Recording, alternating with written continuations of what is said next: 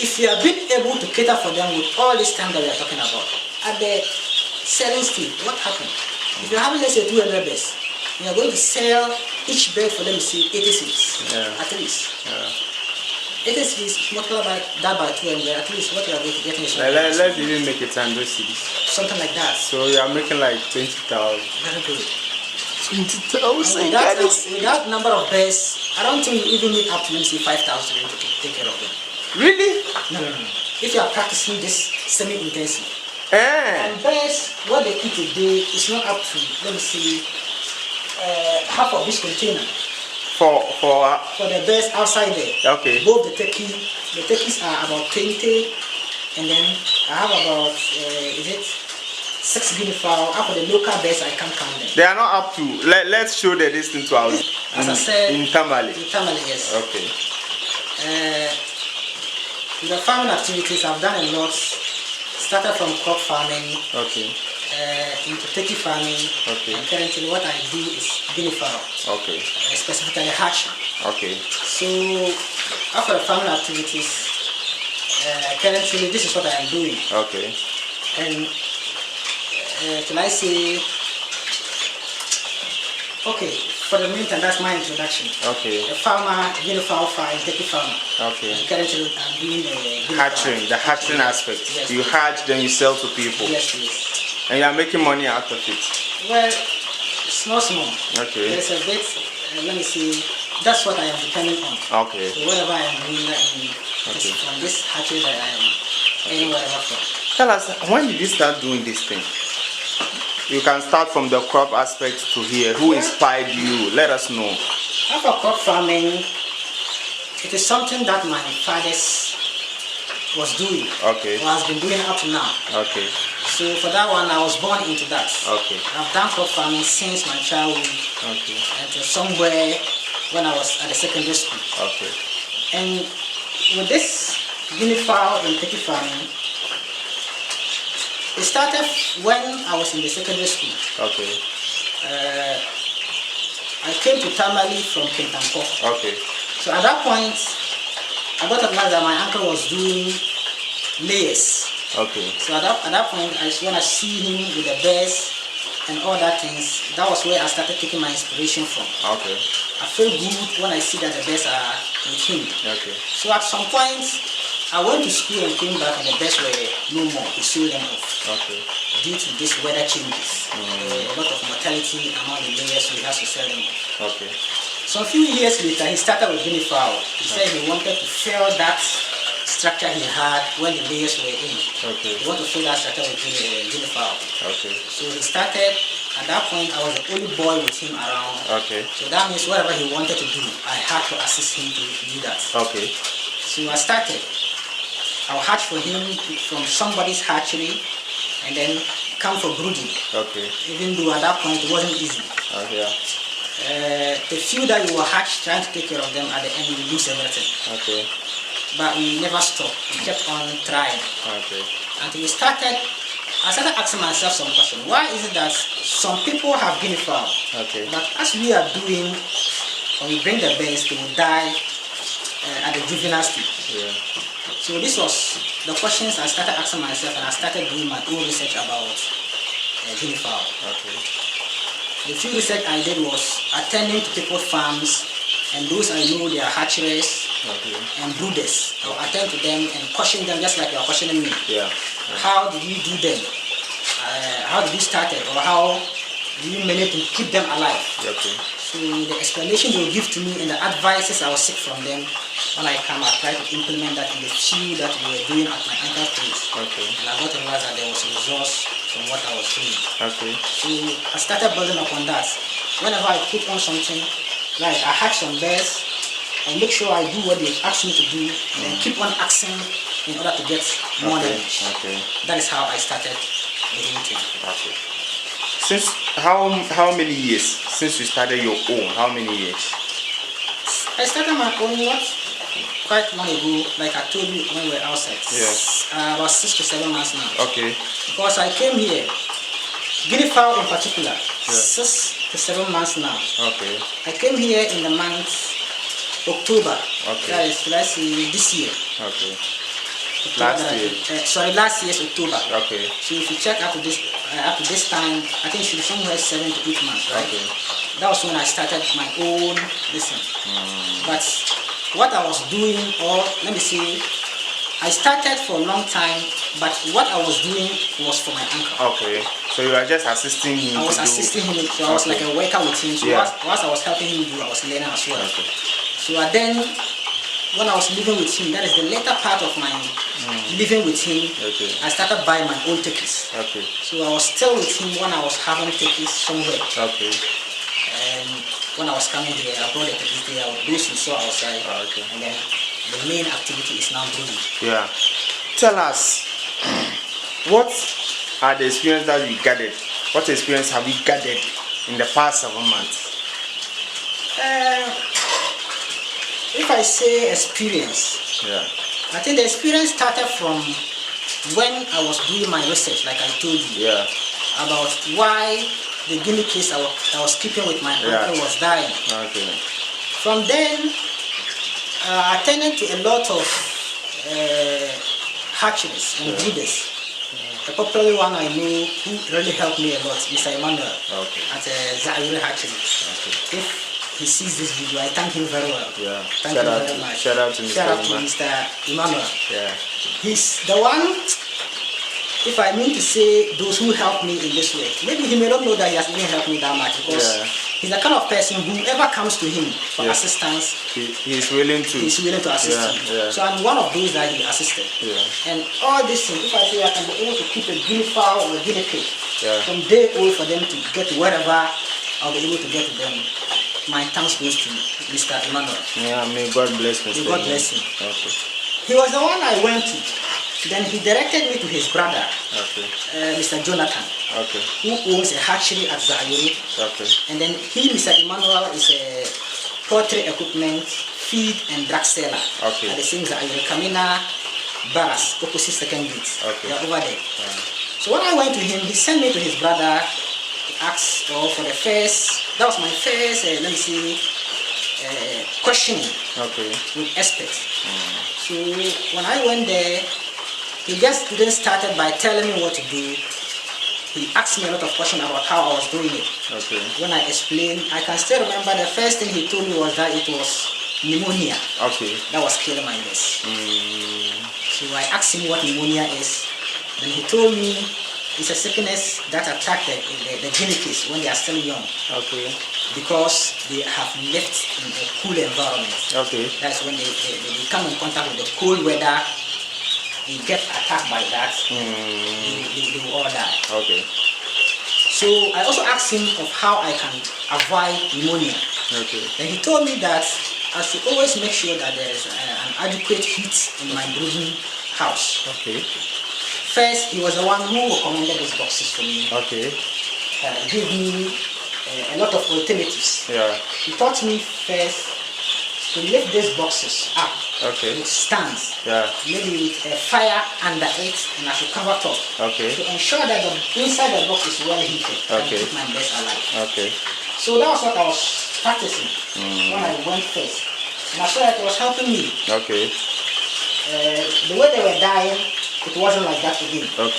So from then, I came back to his brother, Mr. Emmanuel, and he too took me through how I should handle their medication from day old to maturity. And whenever I comes to him to explain or report the challenges I'm having in my farm as far as the birds are concerned, whatever recommendation he gives me, when I goes to implement it, it works. So I would say most of my breeding knowledge I have learned or I have right now, I got it from that hatchery. Zaire hatchery. So I thank them a lot. Right now, how many do you have? Let's talk about the guinea kids here. Let's know their stages. Because I could hear you say guinea kids, juvenile stage. Let us know their stages. The guinea kids, we have the day old, that is the youngest stage. That is from day old till they grow feathers. You see, 4 weeks time, you see that they will fully grow the feathers. And from then till they also get to maturity, I think that's the juvenile stage. Okay. We also have the mature stage. So the day old is also as a guinea kid. Are they the guinea kids? When you say kid has to do with the guinea fowl younger children. Okay. So that is what we call guinea kids. Okay. They're the guinea fowl younger children. Okay. So you can have, let me see, when I say day old kids, it means they have just hatched. Okay. Day one. Yeah. So that's why we call them day old. Okay. But what we do is, in the selling of kids, from day 1 to 1 week, you see that there won't be any feathers from them. Okay. They will still be living as young as you can see. Yeah. They are still learning how to eat. So all that level, we still call them day old. Okay. But that doesn't mean that they are day old. But for the price we are offering for younger kids, from first day to 1 week, we sell them as day old. Okay, let's do this. We starting everything, you need a capital to start. Okay. Do you get it? If you want to go into any business, I want to ask you, how much did you start with? Do you remember any amount that you started with when you started your own? When I started my own, yeah, I can't specifically say, or I can't specifically remember the exact amount I used to start it. Okay. But this is how I started. When I got a free time, that is the time, let's see, I was still at school, at college. Okay. When I had this passion for this bird. Okay. So I started with myself that I had to have some, let me say, birds. Yeah. My first interesting thing was turkeys. Okay. So I started by buying the turkeys one. Okay. When I was a private school teacher. Okay. Every month when I take my salary from the private school I was teaching, I'll buy one turkey. That was what I was doing. The small ones? No, mature ones. Okay, mature ones. Mature ones. So until I got to a point that I was having about 12 mature turkeys on my own. Okay. They were even tasty because I was having 2 BBW, that is a foreign breed. Okay. Which I was just keeping for some experiments. Okay. So for them, in addition to what I was having there, they were 12. Okay. 9 females. Another active male was the foreign one, but it was so close to my local one. Okay. And then another female foreign.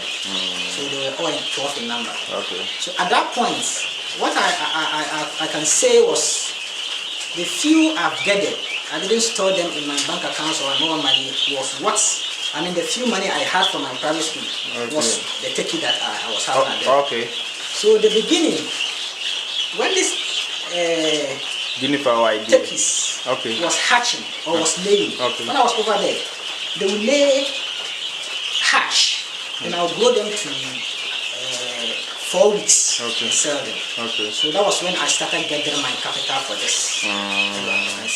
Okay. So from what I spent in the turkey, from their keys, yes. Okay. I sold their keys and got some few capital again, which I store, and then I started with the hatchery. Okay. And currently the turkeys that I was talking about, they were those that you saw outside. That's their keys. Okay. I sold a lot of them, and then these are what I'm keeping right now. How many kids have you produced so far? Since I started. Yeah. Can you say like, okay, this month I was able to hatch like 20, 30? Well, my first hatchery was not just when I came here. Yeah. It was when I was with my uncle, like I said, at Tangle to Nile. Yeah. My first hatching, I stock about 500 eggs. Okay. And you know the hatching season or the guinea fowl season. Guinea fowl is a seasonal base. Okay. So the season starts from somewhere, even though it shifts. Yeah. Let me say in northern region when there's rainy season. Yeah. The first rain, when it rains and then the grasses begins to come from the ground. Okay. That's the time guinea fowl will start producing. Okay. So that's the first. You know, I don't want to use months because you know the season shifts from month to month. So the first year, I think that was last 3 years. I started the hatching, but then I was still with my uncle. But I was doing it small. Yeah. So I started from 500 days I stopped. Okay. There were many incubators I was having. One was taking 150, and then the other one was taking 300 plus. Okay. So when I stopped everything, I was getting 500 eggs. Okay. And this 500 eggs gave me as low as 200, less than 200 at then. Okay. because it was the beginning of the season when temperatures are high. Yeah. Mostly at that point, the temperatures end up spoiling the eggs. Yeah. So you can buy more eggs, but at the end you get small number of eggs that are hatching. Okay. So from then, when I brought out those keys and sold them, I got to realize that even though I didn't get good hatching, but I was able to get my capital back, and then small profit was on top. Okay. So that was when I got attracted by this hatching business. Okay. So from then, I think at that first hatching, that was about 200. From then, my uncle got a bigger machine, which I was supposed to assist him to work with that machine. And the machine will take about, was it 8,000 plus? Okay. So after that moment, within that year, the first year, I can't tell the number of chicks I had that year, because it was a lot we were doing at that. We got to a point there were a lot of challenges and we have to stop that hatchery until I come here. When I came here, it has been... I just want a raw figure. If you know a raw figure, have you 2,000, 3,000? It would almost be 10,000 plus. 10,000 plus. 10,000 plus. Wow. The number of kids I've hatched, because it is 2 years experience now. Yeah. When I look at the 2 years experience, this year alone, I've supplied almost 1,000. Okay. Even though this is my third hatch, and I've supplied almost 1,000. So if I need to compare this one to what I was doing last year with my uncle back at his place, it was a lot we were hatching. So it is something 10,000 plus. Do people buy from you the hatching, or sometimes you do it then don't get buyers? Well, how is the market? Guinea fowl market in northern region here. Well, let me see. From what I have learned and what I've experienced, the market is not bad. Okay. But you know, as far as every commodity is concerned, you can't just get the market at the exact time you wish to sell the product. Okay. And one advantage of Guinea fowl brooding is that if you are somebody who knows how to do, and then you hatch day old to sell, and then you are not getting market, it's an advantage to me. Because as your birds are growing, the price is increasing. So to me, it's an advantage. Okay. Even though it's not all the time that the market you want, you will get it at the instant, because sometimes you can be needing money to do something at the exact time, but the market won't be there. Okay. So sometimes it's difficult to sell, but you can't say because of that we should exit, or it's something like a challenge. Exactly. So the market, apart from here, what's the market itself?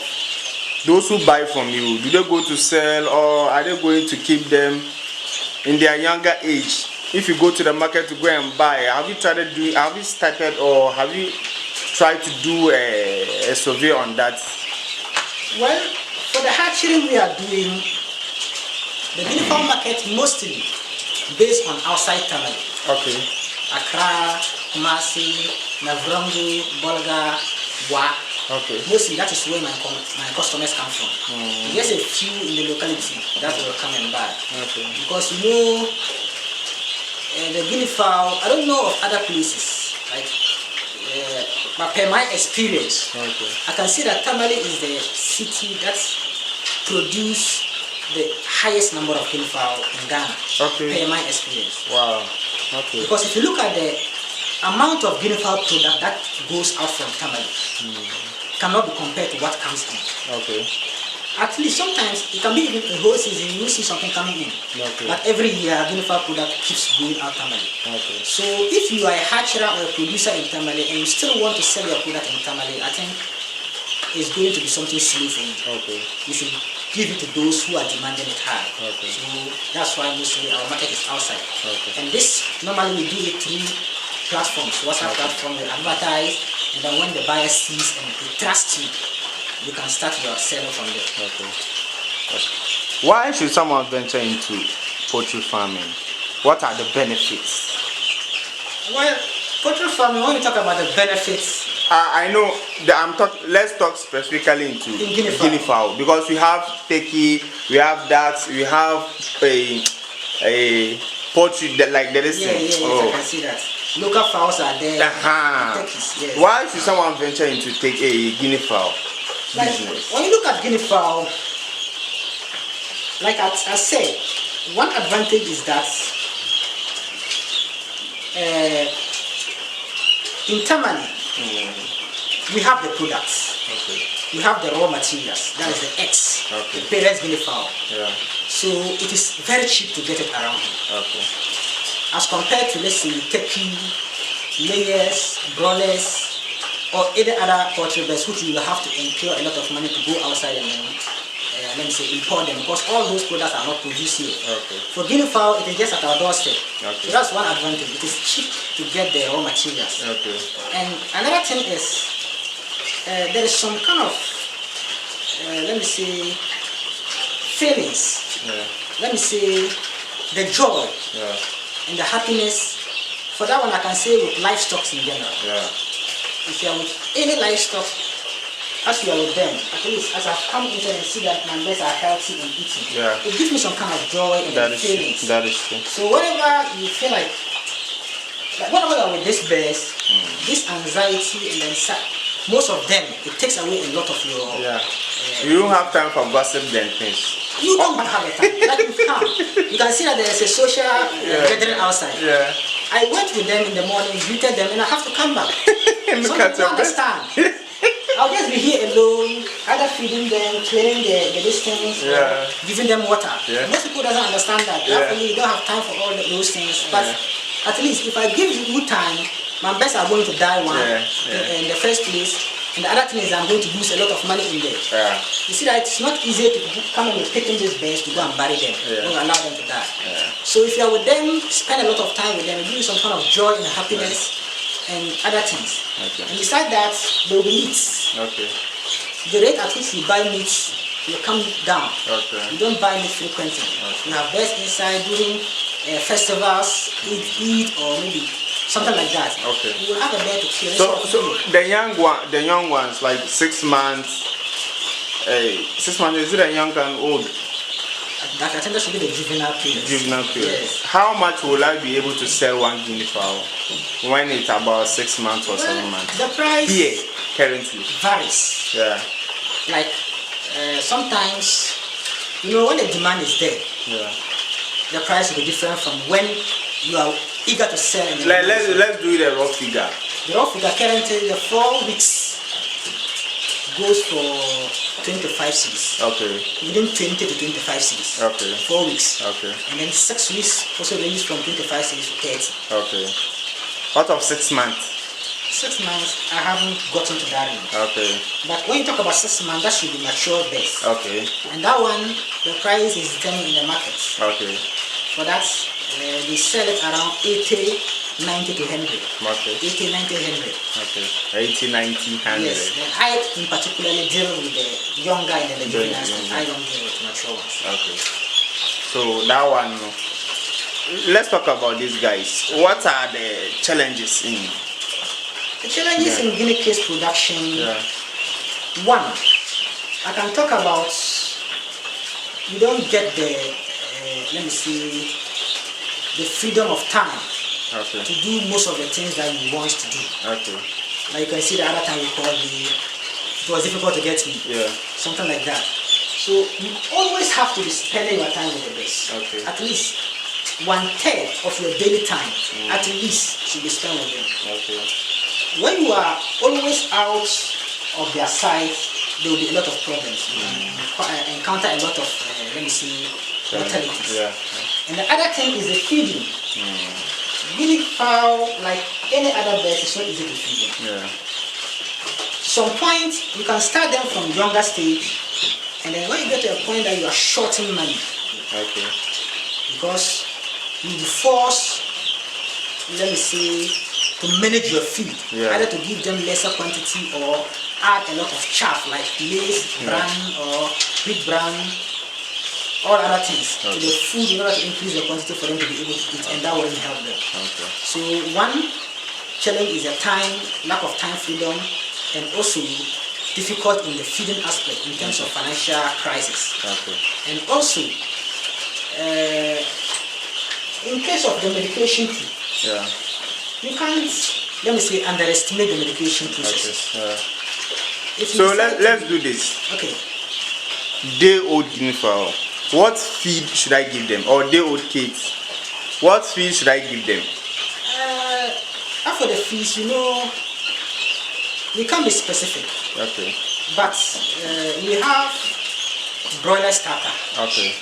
That is what I give. Okay. How much is that one? Do they sell it in bag or? Yeah, they sell it in bag and some sell in kilos. Okay. The bag. How much is the bag? The bag currently is 386. Okay. To 400. Okay. Based on where you are buying it. 380 to 400. Come again. What's the name? Broiler starter. Okay. Kujis brand. Okay. Kujis brand. That's what I use. Okay. Probably known as Magic Feed. Okay. That's what I use for them. Do you have a bag here? The bag. That's what I use to prepare this stuff. Okay. What you can see right now, what I'm preparing for them. Okay. This is how the bag looks like. Okay. That is the Magic Feed. Magic Feed, yes. Okay. Kujis products. Okay. That is the product starter. That is the back after. Okay. Don't make that. Okay. And what again? The Magic Feed, and what is that alone or? The Magic Feed, that is, I use it for them for the first week to the second. Okay. First to second week, and from then I need to get the grower mash. Okay. Or chicken mash. So the Magic Feed, you give them from which month, which week to which week? That one is mandated in the first week. Okay. Well, let me see. I'll make it mandated for myself. Okay. For the first week, you have to give them Magic Feed alone. Alone. Okay. If I have money or if I wish that I will be able to afford, I will add another week to ensure that they are very strong. Okay. And from then, when I take the grower mash, mostly in order to ensure that there is no, let me see, retardation in their growth. I'll be adding the Magic Feed, let me see, 50-50 the grower mash. Okay. To ensure that the growth still continues. How much is the grower mash? The grower mash currently, bag goes for 226. Okay.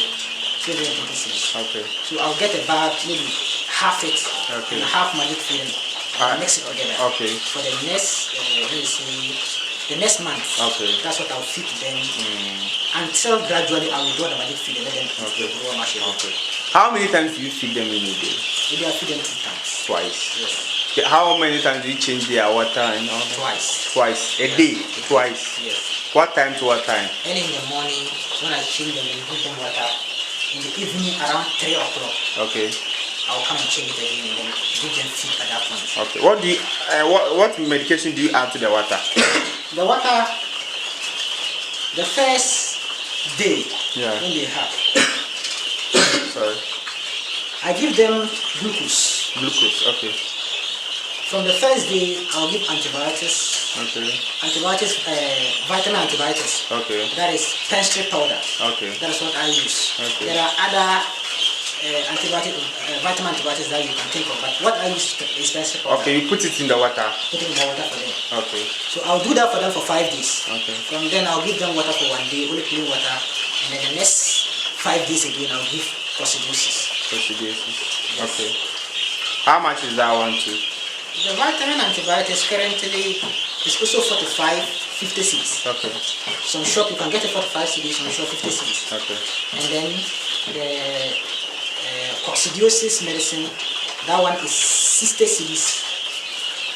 Sorry, it's also 65, currently 65 to 70. Okay. So with 3,000 Ghana cedis, can I keep guinea fowl for like 6? Can I start guinea fowl farm? Yes, you can start. 3,000 Ghana cedis. I already have the structure.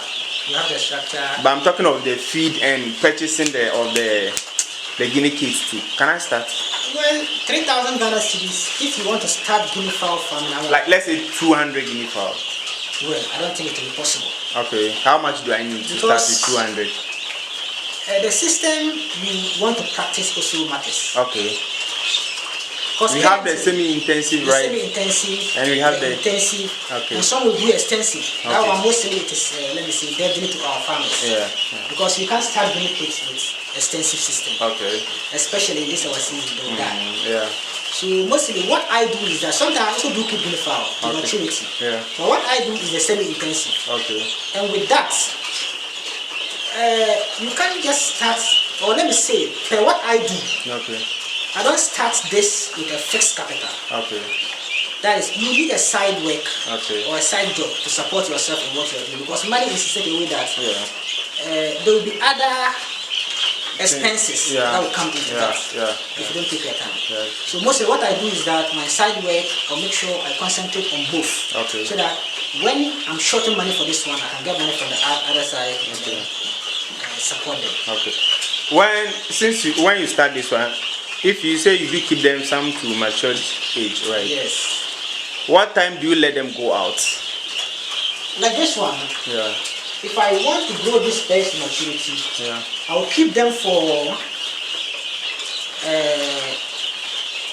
let me see, 8 months. Okay. That is 8 weeks. Okay. That is 2 months. Okay. And after the 2 months, I'll start opening them small. Okay. That is after they feed in the morning, I'll make sure they feed inside and get satisfied, and I'll open them for them to have access to grasses outside. So when that happens, you will see that they'll be active, and also the feed intake will be reduced. Okay. In that case, you don't spend a lot for your birds until they get mature.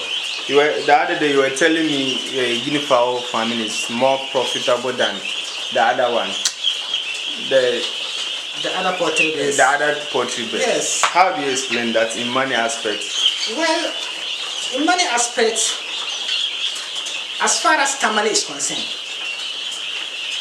Guinea fowl is the best with the highest demand. Okay. Guinea fowl as compared to any other poultry product. I have tried all that. I've sold layers before, even though I haven't done it, but I've helped a colleague to sow his layers. I have for broilers. For that one, I can't tell much about it, but it is hard to see somebody buying broilers in Northern region. And then we have this turkeys too. Turkeys too, some time ago I've done it. And to sell them, I suffered a lot. Okay. So the market or the ready market, the best with the ready market is Guinea fowl. Okay. As far as Northern region is concerned. Yeah. What I can add to that is, if you are going to marry, they will demand, I don't know if of tamale, but in Boga, they will demand Guinea fowl. Doing funerals, gifting a Guinea fowl to someone, the person will, it makes sense. It makes sense. We value it here. Yes. The value of Guinea fowl, like you said, is very high. Yeah. Especially like you just talk about this marriage ceremony. Yeah. There are funerals. A lot of cases when you're going for marriage, that is to seek for a woman hand in marriage. Okay. Guinea fowl is part of the products you are going to send. Okay. Funeral, they demand that the visitors that are coming to you, let me say, it's part of the culture and the tradition of the Northerners. You need Guinea fowl to be able to, let me say, welcome this your guests that are coming, doing funeral and other things. And also, with this marriage ceremony and other things, some people depend on the Guinea fowl in order to serve all their visitors that are coming to witness their marriage. That is true. I want to go into the business aspect, me personally. I want to get 200, keep them until they are 8 months, then I sell them off. Will I be able to make money out of it? You will. Okay. But, like I said, Guinea fowl, the success in Guinea fowl depends on the amount of time you have for them. They are in such a way that most people will cater for them, and at the end, they will tell you that my Guinea fowl has been wild. They are not dying. They didn't die during the juvenile or the younger stage. But they successfully grow them till maturity, but the best will not come out. They have been wild. Okay. All these are as a result of the amount of time you are spending with the birds. Okay. Guinea fowl are not the kind of birds that will eat in your surrounding and still come to you to say you are their owner. Okay. You need to be around with them, socialize with them, feed them, under your legs, touch them, and they are touching you. When that happens, my small Guinea fowls I have inside, even if I'm holding feed in my hand, they'll come in and eat. Okay. So if you're a kind of person who want to make money from them, you need to spend a lot of your time with them. Okay. Otherwise, you are going to encounter a lot of challenges. Okay. From the younger age, if you're not with them, there will be a lot of dying. Okay. And when they are mature, if you're not with them, at least your best will run away from you Okay. and enter into somebody's farm. Okay. If you have been able to cater for them with all this time that we are talking about, at the selling stage, what happened? If you're having, let's say, 200 birds, you are going to sell each bird for them to see 80 cedis, at least. 80 cedis, multiply that by 200, at least what you are going to get is let's even make it 100 cedis. Something like that. So you are making like 20,000. Very good. 20,000. With that number of birds, I don't think you even need up to, let's say, 5,000 to take care of them. Really? No. If you are practicing this semi-intensive. And birds, what they eat a day is not up to, let me see, half of this container. For the birds outside there. Okay. Both the turkeys are about 20, and then I have about, is it 6 guinea fowl. Half of the local birds, I can't count them. They are not up to, let's show the distance to our This is a viewers. container, like half of it. Okay. A day. A day.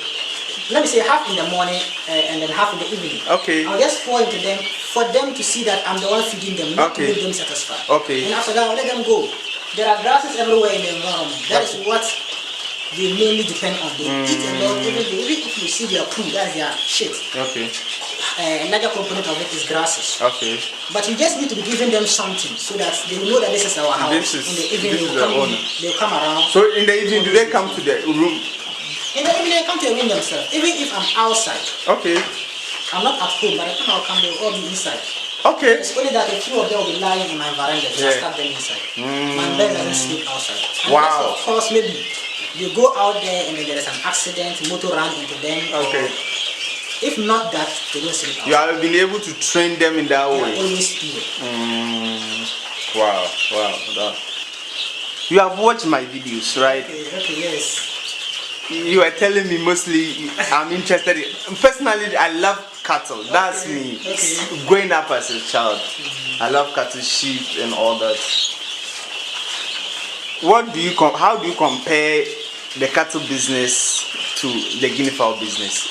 Can you do some breakdown for us? Let us know. Because if you look at cattle and guinea fowl, sometimes or mostly I do watch your videos. I monitor your videos on YouTube, Mohammed TV, and I watch a lot of videos you make. And I can see that most of your videos are on cattle. There was a day I got abused about somebody's cattle, and I started planning about that. So I look at it and say, and compare that to guinea fowl. That is, assuming you have, let's say, start from one cow. Currently, at least if you want to start from one cow, the amount of money you need to start from one cow should be, let's say, 2,000, 3,000, 4,000, something like that. So assuming you get a younger cattle, that's a younger cow that you can buy for 2,000 Ghana cedis. And I also have my 2,000 Ghana cedis, and I want to start with guinea fowl. With my 2,000 Ghana cedis, I can get at least 1,000 eggs another within a year. If you buy one cow with your 2,000 cedis, and I buy, let me see, 1,000 eggs with my 2,000 cedis. At the end of the hatchery, you have started from cow and I have started with guinea fowl. Maybe I can get, let's say, 600 birds at least. Assuming if I don't get from the eggs I buy, at least 500. Half of the eggs. If I get something like that and I need to take care of them to maturity, my birds will get mature in the next.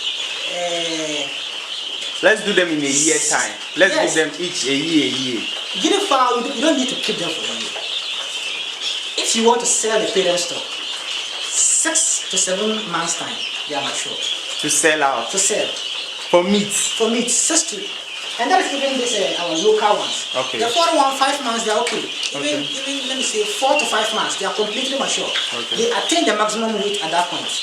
But this one will attain maximum weight around 6 months. So at the 6 month times, I can sell one guinea fowl for 80 cedis. If there is market, high demand, I can sell one guinea fowl for 100 cedis. But at that point, your cattle or your cow will not be ready for market. Even if you want to sell it, you have to sell it to somebody who is a butcher or something like that. Who is who? going to red. Very good. So at that point, if I'm selling my 500 guinea fowl, I'll be getting around, assuming 100 cedi per bed. Yeah. I'll be getting around 50,000. 50,000, right? You see that? You know what that 500 guinea fowl we are talking about? You just need a structure. Okay. Let me say a Buddha house, nice one. Yeah. And where you will keep them. Yeah. And at the end, at least you should have, let me say, a plot. Okay. 2 or 3. Yeah. If you have an acre. Yeah. Even if you don't have something like that, at least yourself get about 2 people to help you, start them out to graze or eat grasses in order to minimize the amount of intake of their food. Okay. You're good to go. That is the same thing the cattle rearers are doing. They will have to start the cattle out and the following it. Get that time for your guinea fowl. Okay. Ensure that your guinea fowl doesn't go away and then be around them, feed them, sit with them while they are eating. They won't be afraid of you. Wow. And once in a while you open them to come out and then let me see, eat grasses and other things. Okay. If you're not interested, and even look at something. Once your guinea fowl is mature at 5-6 months, if you are somebody with a courage or with a small money and you can still be patient to wait for them to attain 7 months, you will still get eggs. Okay. If you are somebody who has an incubator, how much is they all now? 10 cedis, 12 cedis, somewhere 13. Okay. It ranges from, let me say, 10 to 14 cedis. Okay. The 500 guinea fowl, before the one having the cow will attain 1 year, you will start producing younger guinea pigs. Yeah. Even if you don't want to produce guinea pigs, sell the eggs. Okay. These days, internally here, you can get egg for 2 cedis, guinea fowl egg. Okay. And when it is outside, you those who are buying and hatching, sometimes we buy and supply others. You can add something in order to make more profit. People buy. Demand for guinea fowl, guinea pigs, eggs and other things is the most, let me say, the things that come with the highest demand than any other poultry product. Per my experience. Wow. So I say this one is the best. Really? Per the calculation I have done. Do you think that the one with the cattle, how much will the person be able to sell that cow at the end of the year? At least 20,000. The highest the person can go is, let me say, 25. Okay. We haven't seen a cow that is buying for, let me say, 30,000, I will say something like that. Okay, what we have done. But there is, it has to be exceptional. We have seen 30,000, 40,000, even 50,000. But that one is going to take you a long time, like 3 years to 4 years animal. So if you are somebody who is doing this one, what you need is just the knowledge. Like I've told you. Guinea fowl, you can't just start guinea fowl as somebody who wants to do guinea fowl farm. You see how I've explained I've started. You need to do a lot of investigation. How to keep them alive. The medication to give. And don't be somebody who is stingy in guinea fowl. That is what mostly we see. Okay. Those who find it difficult to spend their money on their best loses everything. Okay. You don't want to spend money. You don't want to buy medication. You lose everything. Okay. The best I just sold before this one, it got to a time I nearly give up. Okay. Because out of was it 400 beds I was keeping? It got to a point I sat down and did my calculation. Somebody whose daily income is somewhere, let me see, my monthly income is somewhere 300, 400, 500. And I've seen that within 2 months, I was spending almost 6,000 to 7,000 in beds. Wow. For the brooding. Beds in around 400. So it got that time I gave an animal giver. So because that was the time I was demanding for market and it wasn't coming. Okay. So I just have to force myself and stop the calculation. I kept on feeding until there was market. When I sold, what I got was something exciting. Okay. I was able to get my money and then a lot of benefits. Okay. From that. Wow, I see. Now let's talk about this is your hatchery. Yes. What is the name? Incubator. Yes. Okay. Take us through how you use that one. Let's see how it works. This is my locally fabricated incubator. Okay. Which I fabricated myself. Okay. Do you have an engineering background? Well, no, I don't have an engineering background. Okay. I just, as a result of my inquisitivity. Okay. If I see that you're doing something that I think I'm interested in that, unless you're not ready to teach me, I'll follow you until I get what I want from you. Okay. It was because of that, I had a friend, Farouk. I think if I mention those I benefited from, I didn't mention him. I haven't been grateful to myself. Shout out to Farouk. Shout out to Farouk. Farouk FK at Guinea. Okay. The first day I went to Farouk's house was when I was searching for turkeys for my uncle. Okay. I went to Farouk's house and then he mentioned how he was doing hatching. Okay. Let me say, like I already mentioned to you that I learned my brooding from Mr. Emmanuel. Yeah. When you talk about hatching, the one who inspired me to start hatching is Farouk. Okay. He had something like that. I could see boxes made up with plywood and other things, but he told me that was what he was using for hatching. Okay. It got to a time when he mentioned the amount of money he was getting from that, it was something overwhelming. Okay. So I also started asking a lot of questions from him and then research about incubators, the locally made incubators from YouTube, and then consulting of friends. Okay. And then observing people's local machines, how it does manifest. Okay. That was how I was able to come up with this one. This one was the first one I made. Okay. The one standing behind This me. one. Yes. What's the capacity? That one is about around 400. Okay. You have eggs in there? There are eggs inside. Okay. There are eggs inside. And then this one takes about 1,200. 1,200. Yes. Okay. And frankly speaking, when you are talking about hatching, you can see this one to just be a box or something made out of manual. Yeah. But at least it gives me the hatching I need. Okay. When I talk about hatchability, I can maximize hatchability for this machine. Okay. It gives me the way I want it. Open it and let's see. This is how it's like. Okay. I think I have to on it and see. Right? Yeah, on it and let's see. So this is how it works. Okay. How many eggs are in there? Currently the eggs that are inside is about 1,200. 1,200. Yes, like I said. Okay. And then what you need is daily. At least you turn it 3 times a day, like I'm doing. You do what? You turn the eggs. Okay. That is 3 times a day. Okay. It's okay.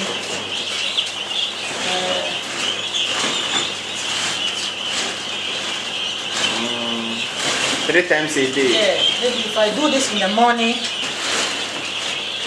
in the afternoon, I'll come and turn it again. Okay. And then in the evening, before I sleep.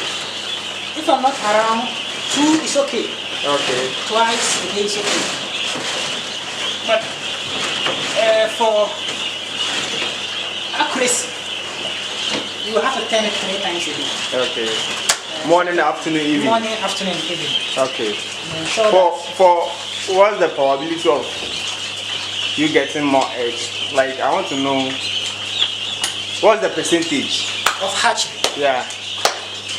You know, when we talk about percentage of hatching, it should be taken from the amount of fertile eggs that you have kept in the machine. Okay.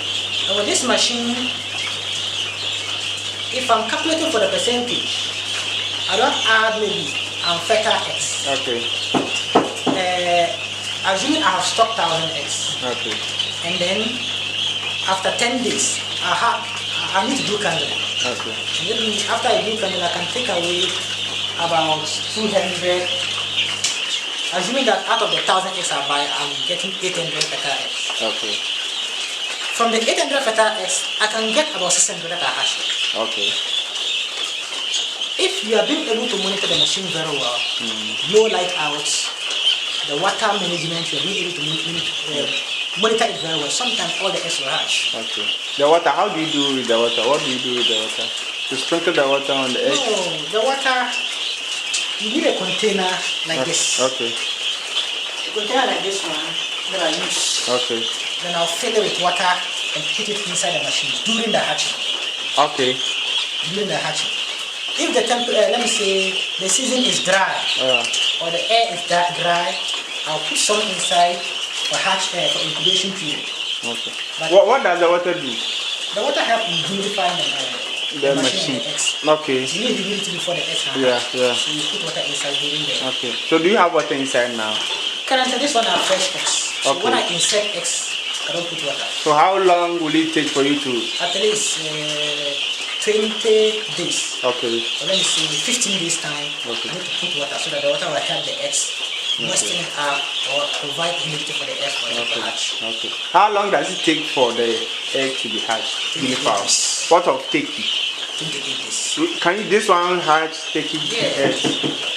Almost all the turkey I have here, who I hatch. Okay. This one is what I use. Okay. Ducks. Ducks, any egg you put inside to hatch. Okay. I see. How will I get to know that this egg is fertile? Fertility of egg can be determined after the first 7 days of incubation. Okay. If you look at the eggs I'm having inside the machine, yeah. I don't know if you can recall something like this. I know. You see, our fathers, they used to use their hand. Well, let me say that's their own way. Yeah. But this is what we have learned. Okay. You can see that there is something shaking bloody inside the egg. Yeah. That indicates that there is life going on in the egg. So this is a fertile egg, or an egg that is going through, that has life in it, and indicate that if well monitored, it's going to hatch at the end. Okay. So this is a fertile egg that is going through incubation. And let me show you another one here. If you look at something like this, you see that it is very clear. Yeah, inside there's clear. Very good. Yeah. So this one indicates that no matter what you do, it won't hatch. Okay. It won't hatch. It won't hatch. Why? It's not fertile. Okay. This one is not fertile. You can see how clear it looks. Okay. So what you saw in the other one is different from this one. Yeah. So I haven't done candling. After candling all eggs that looks like this one, I'll take it away. Okay. And allow those that have life in it to hatch. Wow. You say how many days does it take to hatch? 28 days. 28 days. Yes, that's all things being equal. Sometimes somebody can keep their eggs in a hot environment. Okay. So before you bring the eggs to your incubator, the eggs might have started forming already. Okay. Sometimes you can buy new eggs, and when you do candling, you will see that the formation is already inside. Yeah. That eggs, when you put it inside the machine, it will be up to 28. Okay. Depending on the number of days that's spent outside. It can take 20, 24, 25. When eggs are hatching at these days, you should understand that incubation started before you put it inside. Okay. But the normal incubation period of eggs is 28. Okay. Alright. I see. I want this one. How much will it cost me? This one, I didn't buy this, so if I need to tell you the amount it will cost you, if I want you to manufacture one for me. If you have, let me see, 4,000, I can make something like this for you. Me? Yes. 4,000? Where am I going to get that money from? Come on, where What do I do? I go around interview people. This one is 1,200 capacity. Okay. If you want to go to the market and get, let me say, 1,000 capacity incubator, you should be holding about 8,000 to 10,000. That is true. So this one, I'm just assisting you to have something for yourself. Yeah. That is, if you don't have time for this one, or you wish to go in for the automated incubator, you can later on go in for that. But for me, per the time I'm having for this one, I believe even this one more than those who are using the automated. Why? It is hatching well for me. Okay. I've tried automated twice before. Okay. But if I look at the percentage of hatching those automated was giving me, it comes with a lot of problems. I'm not condemning those using that. I'm not saying that this one is more efficient, but per my experience, this one is well trusted than automated. Wow, I see. Let's come to the guinea pig. I can see some lying down. What is that? Some are active, some are down, low key. You see? They are relaxing. Okay. When your guinea pigs are lying down, it is either your heat is not enough, or there is overheating. Okay. So the overheating will not even let them lie down. It's either your heat is not enough, whereby they are crowding on each other. Okay. Some are there, some are here. Very good. At the corner. Or sometimes they are oversatisfied in the water, like last. Okay. Like that corner there. Over there's no heat at that point. Yeah. So that's why they are there lying on each other to provide themselves heat. Okay. That means they need heat. They need more heat. So that means after this one, I have to increase the heat in the room. Okay. Otherwise, it can give me problems. Wow. What do you have to add to what we have spoken so far? What you have talked about so far? Well, this message, inshallah, it will go far. More people watch this video. What advice do you have for us? Well, what I have for you is to thank you for what you are doing. Okay. At least it's not everybody that will get time to do this thing for the community, or let me say the nation as a whole, because you are really helping. Like I told you, the last time I watched your videos on cattle, I got inspired. I learned a lot from that, and then I know as you are selling this one, if you are being able to post this one, others will also learn from this one, also get inspired. Sure. We have to thank you for that. And besides that, to the whole world, or let me say to the whole nation, I will advise that guinea fowl, you should give it a try. Okay. Most people will complain that guinea fowl are dying. At least, or let me say they are dying best. People think guinea kids, when you're keeping them, they are dying. Okay. That's how we all started. When we started, they were dying.